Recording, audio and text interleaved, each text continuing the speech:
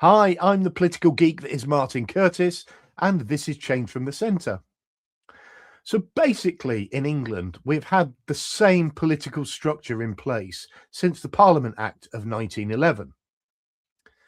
So, in a world where we're seeing both Labour and the Conservatives arguing about a broken political system over the last few months, there is no debate whatsoever about what a working political system might look like. And it's important that we start to engage in that debate, because unless we do, then we're going to have those that talk about broken Britain moving the agenda forwards. And Britain is not broken. And I've said this before, Britain is still full of magnificent people. It's still full of great original thinkers and people that can make change happen. But we have a political system that basically lets them down. You could argue that reform of the House of Lords is the next big step in political reform. But I think looking at reforming the House of Lords without examining the other structures around it is going to be a huge wasted opportunity. First of all, it's probably right that there is a big democratic element to the House of Lords. But whether it needs to be a straight elected chamber is another matter. Just think about it. If all we do is replicate the House of Commons in the House of Lords, all we're doing is repeating something that doesn't work anywhere near as well as it should once more. So we've got two versions of something that doesn't work. It's also true that within the House of Lords, there are some great people that are really, really good at doing the work that needs to be done, drilling down into legislation, making changes, making amendments to make our legislation better. And there is a danger that unless we think about how we utilize those sorts of talents and those sorts of people, that actually there'll be a huge missed opportunity and we'll be throwing the baby out with the bathwater. Now, I would argue that the House of Lords doesn't have to be a straight elected chamber. I believe that sat underneath the House of Lords and the House of Commons, that England needs regional government. Now, what I'm not talking about is repeating what John Prescott tried to do in the northeast of England, which eventually led to a failed referendum, which was create what was basically a talking shop. My view is we create regional government that mirrors the powers of the elected chambers in Scotland and Wales. And what we do is we cut central taxation and give those regional governments the power to raise its own legislation. At the same time, think about some of the changes we need to make about how we fund major projects. Now, I can talk about this quite a lot, but there are a number of other mechanisms that we're not allowed to use in the UK at the moment, or Treasury don't allow us to use in the UK at the moment.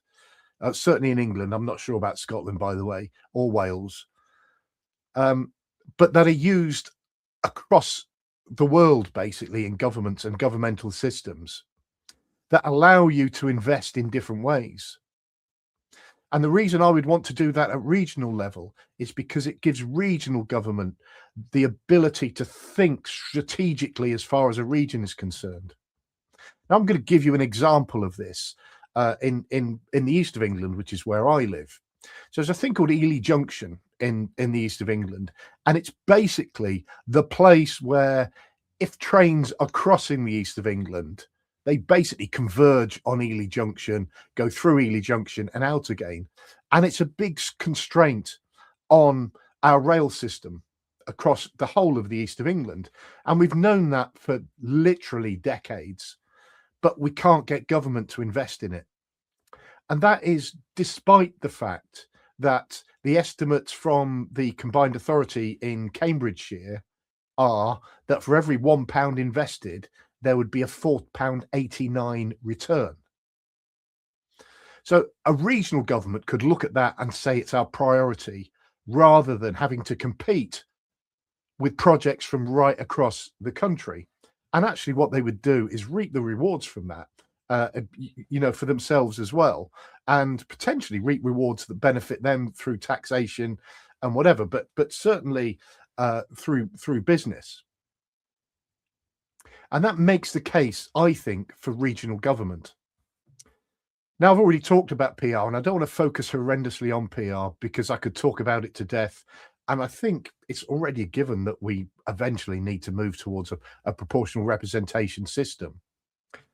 But what I do want to talk about is the fact that there are systems around in Europe that have constituency links through proportional representation, and so that you've got different types of elected members. And what you could do is take one of those categories of elected members and have them with a secondary role, which is to sit in the reformed second chamber at a national level. And I think this has a significant benefit, which is that those people that sit in that chamber are not going to get buried into the Westminster bubble. Instead, they're going to have that inherent link with their own region, and they're going to be able to decide and help to reform legislation based on what they know from those connections out in the regions. And I think it's a much, much better way of operating. I think it would deliver better. I think it would make what Westminster does much more connected at a local level. But then you've got a question of what happens underneath it. And I think that is really important too. Now, before I move on and talk about local government and what local government might look like, I just want to make a small point, which is what I'm not doing here is saying this is how it has to happen. What I'm trying to do is stimulate some debate, because there isn't any at the moment. We have talks about broken politics, but nobody talking about how we might fix it. And that fundamentally is what Change from the Centre is about. And yes, I've talked about proportional representation in the past and other things, and I'll put a link to that video in the description. But this is just my thoughts as a way of potentially stimulating a bit of debate. And so if you agree with me or disagree with me and you've got your own ideas, put something in the comments. I'd really appreciate it. I do engage with people when they comment, and I do really like it.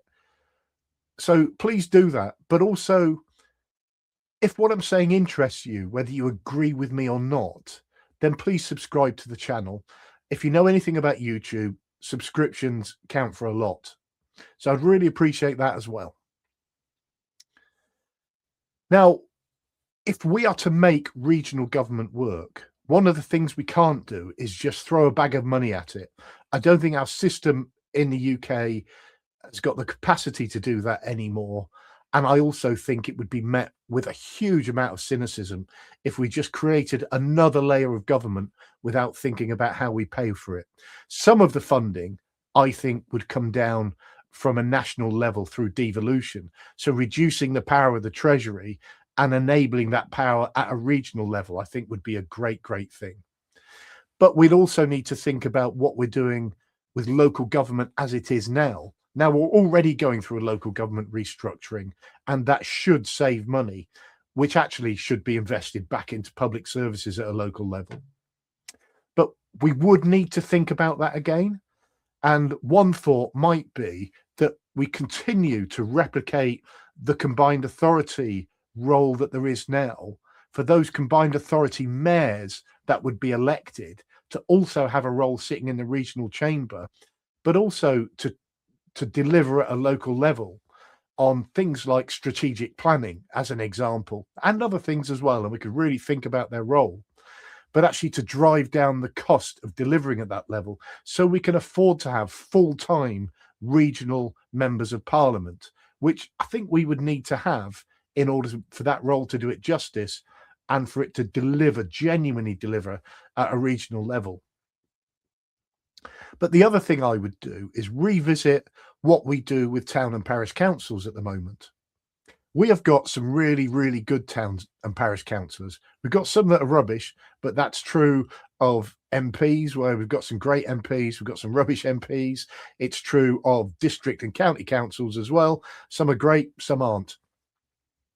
But I would think about changing the role a little bit and giving them a little bit more meat. At the moment, parish and town councils, for the most, are basically talking shops, and that some of them are great at it, and they're great at lobbying at at the political levels that sit above them. They do a great job. In fact, some of them really, really good at trying to get those councils to understand what issues mean at a very, very local level. So why not say you're setting at a regional level a refuse collection contract? Why not make the contract management for that rest with town and parish councils? You could revisit the structures if you wanted to, but you could also say, look at the day-to-day delivery of pothole repairs, the day-to-day delivery of other road maintenance sit at that town and parish level. And what that would do is take what are quite controversial issues. If you talk to councillors at the moment, pothole repairs is their number one issue. So if you give that at local level, you're making a very, very local connection to something that matters to a lot of people. So it would make a lot of sense. So what I would want to do is look at reviewing what we're doing at district council level, or what is going to be after the elections in May and probably May 27, unitary councils, revisit all of that, but mindful of the fact that we have the capacity to push down and give more responsibility to town and parish councils for them to do some to do more contract management. A lot of them already do some of this through cemeteries contract and stuff like that, and we could obviously maintain that. So that's a way that we might be able to fund it, but also to make those structures work underneath. Now, I hope you've enjoyed what I've talked about today. I'll repeat, please comment, all those things. But the main thing is, thank you for taking your time to look and listen to what it is I've got to say.